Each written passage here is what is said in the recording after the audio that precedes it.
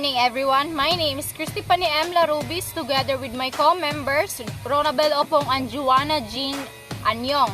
So our topic is all about Crisis Incident Stress Debriefing or CISD. So what is Crisis Incident Stress Debriefing? The CISD is a form of crisis intervention that has been found helpful to many Filipinos in collective crises caused by natural disasters like earthquakes and floods. It has also been used with human service providers who are the hidden victims of the crisis experienced by their clients. CISD is applied after a critical incident has occurred. A critical incident is any incident, situation, or event that can cause powerful or overwhelming, even unusual reaction from those exposed to it. So, dili na nako ni kayo i-explain no, diri ana part kay sabotable naman kayo isa pa na atuan ni siyang na-tackle sa ato ang summer class ka Ma'am Carla. So, critical incident stress debriefing is a preventive stress management strategy designed to assist affected people in handling normal severe stress. The affected people who are victims who may classified as number 1, direct victims, those hurt or injured, who escape harm. So ang kani is obvious naman kayo guys no na ang kani is kanang nangasamad na kanang something like kanang na injured na jud sila, need sila itabangan or na escape nila ang mga kuan harm, mo siya tawag anang direct victims. Number 2, indirect victims, family, friends, and other identifying with the direct victims. Murag akong pagsabutan ni siya is kana siyang family good, kanang family side direct victims, ang katong wala siya nagka-injured pero need siya i-rescue kumbaga ana. Number 3 is hidden victims, the crisis workers, helpers, or rescuers who are the silent sufferers though not directly affected by the crisis. Ang akong pagsabutan is kanini siyang mga rescuers na rescuers na silent sufferers na kanang do wala sila nakuan pero need nila og kanang tabangan ang katong mga family, mga victims sa katong na typhoon o katong sa flood. Kanang tragic pud ba sila no kay kuan nakuan nila ang na witness nila kumbaga ang mga tragic moments sa katong mga victims sa katong na kuanan sa bagyo ug sa baha. CISD is a tool to achieve the following purposes. Number 1, assist victims to deal positively with the emotional effects of a severe stress-producing event. Number 2, provide education about current and anticipated stress responses.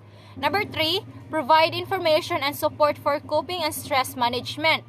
So guys, no, sabotable naman kayo ni siya guys, no need na siya i-explain kay kuan, direct to the point na dyan nasa mo ang PPT.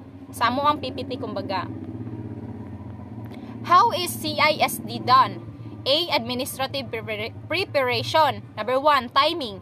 It is preferred that CISD be held immediately after the critical incident for 3 to 4 hours. So ang diri ano is dili na siya need jud siyang padugayon kung mahimo kung sa tawagan na kung mahimo, kung nakuanan na to, napuruhan na to sila dito, katong mga vulnerable person, need na dayon siya tagaan dahil rescue, i-help nila siya atong dito aron matabangan, dili na nimo siya apton pa og ugma, mga pila ka kuan, maghulaton pa nimo mamatay ang katong mga victims bago nimo i-rescue. Mas maayo jud i-rescuehon dayon nimo ang katong mga na affect sa kuan, na kuan sa lantaan sa mga bagyo, sa baha ana. Number 2, physical arrangements. The group should be small enough, ideally not more than 10 participants, so that everyone has a chance to speak and to be listened to. So ang dilihan no kay kanang mas prasa ko apo doy, mas maayo jud na kanang sa isa good ka room, gamay ra kaayo kay murag medyo dili ba tanan biya tao no kay kuano naga-expose og kuan o sahay biya ang uban biya tao biya kay naga-expose ra na sila pag gamay kay ang dili ba tanan maula I mean is dili biya tanang tao biya no nagkanang showy, kumbaga, showy. Nabi dyan ay tao, no, kailangan pa nimo kumbensihon bago sila mag-share sa ilang mga traumatic event na nahitabo sa ilang kinabuhi. So, mas maayo sa isa ka room na gamay lang o kanang aron ma-express pod nila pod ang ilaha pong mga experiences. There should be uninterrupted use of room space during the CISD sessions and also privacy and reasonable noise levels to allow intent listening. Ang diriya is kanang mas maayo man jud og kanang sa close isa ka room jud na close jud siya kay para walay sa tawag ay walay sagabal, kumbaga bali walay kuan ba na murag maka tawagan maka samok, kumbaga samok sa kato na session aron mas straight, aron mas maganda ang flow sa pag-explain sa katong survivor or di kay katong naka-experience og traumatic event. Number 3, facts of the critical incident. The facts of the incident and the rules of the participant shall be ascertained. So ang diagis no ko naman ni siya sabotable lamang kaya ni siya, so mo ambak ta sa number 4. So, number 4 is the debriefing group. The composition of the debriefing group should be discussed. As much as possible, individuals with the same experience should be grouped together. For me guys, ang mas maayong jud is karang i-grupo tong naka-experience og same emotions kay aron kung sa kuha pa murag aron dili sila katawan ba. Dili sila katawan ngano na experience nila ni na kuan ngano inani sila mag-give og emotions, ngano inani sila mag-deliver og emotions da karang basta mag-session. Ano gud ka for example karang namatyan. Para sa kuha ilahi jud tong namatyan, katong nasamad or something like kanang na trauma lang ana nya kuan kay para sa kuha kay kuan para naay makasabot sa imuha bang mas maayo man jud nang i-grupo mo kay para naay makasabot sa imuha bang ano inana imong emotions na hatag sa sa sessions ikuan kan for example namatyan anang sige kag hilak basi magkatawan kanilang siya sige huy sige ni siya hilak na ana something like that. Mas maayo jud siya i-grupo jud tong mga nakuan para mas masabtan kay aron aron ang katupong pikas pod na kagrupo niya na same pod nakakuha aron mas makasabot ngano inana siya the way siya mag-flow the way ang flow na maghatag siya sa iyang emotions. So number 5, the announcement of debriefings. Assistance should be offered in preparing debriefing announcement when the CISD participants are staff members required or voluntarily. Attendance should be indicated. An administrative approach for an uninterrupted attendance should be explicit. Sabotable naman kayo ni guys no nasa PPT pa. So, next. The CISD process. So, a CISD is a structured process that includes the cognitive and affective domain of human experience. So the phases are arranged in a specific order to facilitate the transition of the group from the cognitive domain to the affective domain and back to the cognitive again. So although mostly a psychoeducational process, emotional content can arise at any time in the CISD. So the team members must be well trained and ready to help the group manage some of the emotional content if it should arise in the group. Phase 1. Startup. Introduction of the participants. Conduct of a 5-minute experiential exercise. In this phase, the team members introduce themselves and describe the process. So they present guidelines for the conduct of the CISD and they motivate the participants to engage actively in the process. Participation in the discussion is voluntary and the team keeps the information discussed in the session confidential. So a carefully presented introduction sets the tone of the session, anticipates problems areas, and encourages active participation from the group members. Phase 2. Sharing the crisis or stressful experience. The worker or facilitator as each participant. The worker or facilitator identifies a participant who is ready to share or who seems to be in need to talk and share with the group. Number 3, the worker or facilitator mentions that each participant is given 10 to 15 minutes to share. Number 4, after the sharing, the worker or facilitator compliments the group members for their openness and willingness to share their thoughts, feelings, and reaction. So in this space, only extremely brief overuse of the facts are requested. So excessive detail is discouraged. This space helps the participants to begin talking. It is easier to speak of what happened before they describe how the event impacted them. So, in this space, however, is not the essence of the CISD.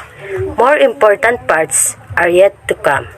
But giving the group members an opportunity to contribute a small amount to the discussion is enormously important in lowering anxiety and letting the group know that they have control of the discussion. So the usual question used to start this space is, can you give our team a brief overview or thumbnail sketch of what happened in the situation from your viewpoint? We are going to go around the room and give everybody an opportunity to speak if they wish. So if you do not wish to say anything, just remain silent or wave us off and we will go on to the next person. Phase 3. Understanding symptoms or stress responses. 1. The worker facilitator leads the participant in an interactive discussion of their stress response during and after the critical incident at home, at school, or at work, and further elicits other stress responses through questioning. Number 2, the worker guides the group in categorizing the responses shared through the following question. A. Do you see similarities and differences in these responses? B. Is it possible to group some of the responses together? C. What responses do you think are related to our body, feelings, behaviors, etc.? So, this space is a transition from the cognitive domain toward the affective domain. It is easier to speak of what one's thought than to focus immediately on the most painful aspect of the event.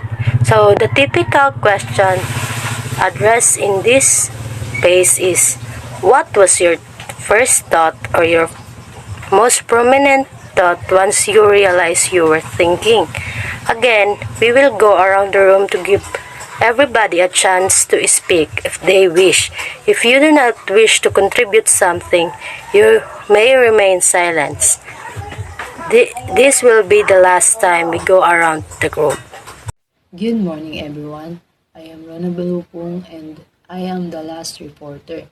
My topic is, what are the stress responses? First is physical stress response. So, physical stress response is, this response is related to our bodily functions. Or for example, Ana is loss of energy, palpitations, headaches, muscle aches, dizziness, and etc. The second is letter V, emotional stress response. The example of emotional stress is fear, anger, panic, depression, worry. Lastly is the sense of helplessness. So, from the word emotional, these responses is related to our feelings affected. So, sa feelings jud siya gakuan. Then, letter C is cognitive stress response. So, an example of cognitive stress is concentration, problems, absent-mindedness, confusion, difficulty in making decision, thoughts of death. So, ang kaning cognitive stress, if someone makapil ani, dili jud ni siya dali nga kuan nga problem. So, ga-affect jud ni siya sa kanang participants think. Sa utok jud ni siya mostly jud.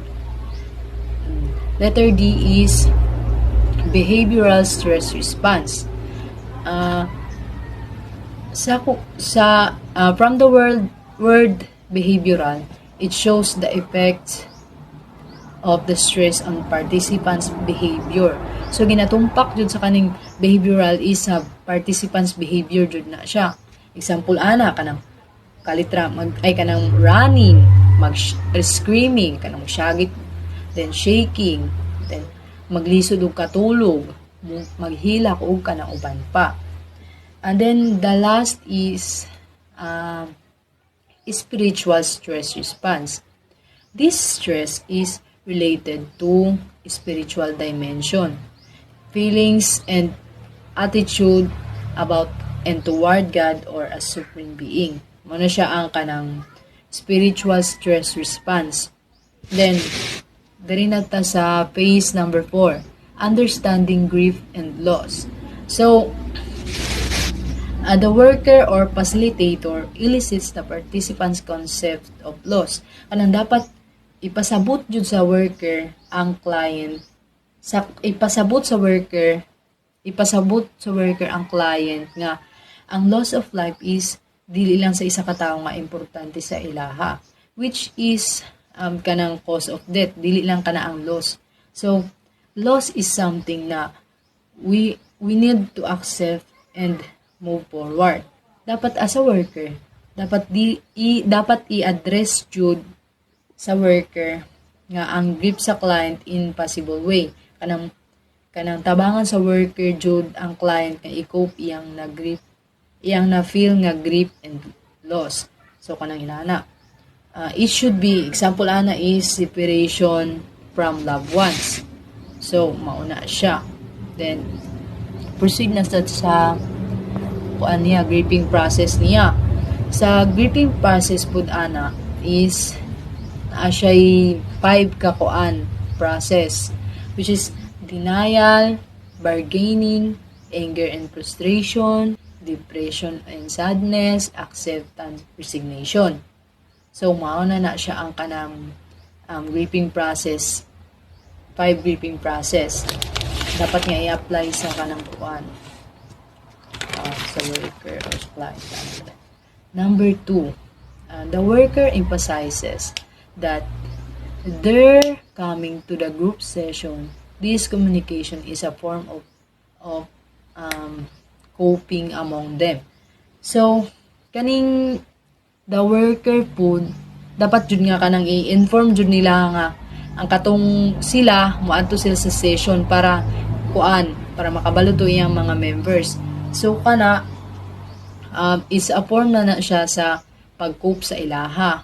Ang kanang mag-communicate ka sa ilaha. Then, number 3 is the worker points out by managing the stress. Ingon pa sa worker nga, dili lang daw ang pag-use og pills, cigarettes, alcohols, or other drugs kay dili lang kana ang makamanage sa stress sa tao, which is dapat i-apply nila ang pag-exercise, proper nutrition, rest and relaxation time, lastly, spiritual praying. So, ang kanang pag-cope sa stress is ang importante gyud is one of the important of that is kanang pag-ampo. Kay dili man ka makuan gud anang kanang sarira maggamit kag pills kay kanang mga cigarette, drugs, masamot pa na makakuan sa imuha kanang maka-stress sa imuha na. Dapat jud i-apply nimo tong mga exercises ano siya. And then proceed na pud ta sa phase number 6. Phase number 6 is planning for a contingency. So, the worker or facilitator ask the group about their plans. after the incidents. So example ana is ang worker is dapat open siya maminaw sa iyang member para ma-express sa individual sa isa ka group ang ilang thoughts and plan. So then para in case if na another incident, prepare na ang katong tanan sila sa mga possible nga buhaton nila. Dapat inana niya tabangan po na sa worker sila para makauna-una silang tarong. Then phase number 7 is summarizing and evaluating. The worker or facilitator asks the participants to review their CISD experience. So, worker should let the participants comment if anything has been missed in the discussion. So, kanang inana, if, for example, if ako, as a student, so pag nakoy ka nang ma-miss nga discussion o ka nang kuan, dapat pasagdaan lang ko sa akong teacher nga isulti na ako to para matabangan ko niya in good way. Na masabtan ako tong lesson nga akong na-miss. So, mauna siya. And the second is, the worker summarizes discussion on ways in which participants can help themselves. So, sa kaning number 2 is, dapat ang worker is isummarize lang jud niya tong discussion, dili na tong patasun kay nga maski asa na maabot din isara day itong tumong. Example ana, dapat kanang short and simple nga discussion ang hisgot ni worker para mas dali masabtan sa participants ang ipaabot ni worker sa ilaha. Another example, if kaninani natay reporting no, then dapat dili na kanang pataason jud nga pabunggahon pa jud kaayo din isara jud ang tumo kanang ang na may possible gud nga kay kung mas taas pa gud ang kanang taason pa jud nimo imong topic nya sayon na day sa sabton pero imong pang ipalisod-lisod imong mga classmate ug imong sarili para sabton to. Then kung taas kaayong imong kanang explanation ana, maglisod imong classmates ug apas kanang nana, dapat kanang short lang jud nga to the point you diretso para masabtan ninyo tanan. Masabtan nimo, masabtan sa imong classmate imong gusto nga ipaabot. So, sa kaning inani, the worker should summarize discussion for better understanding of participants. That's all. Thank you.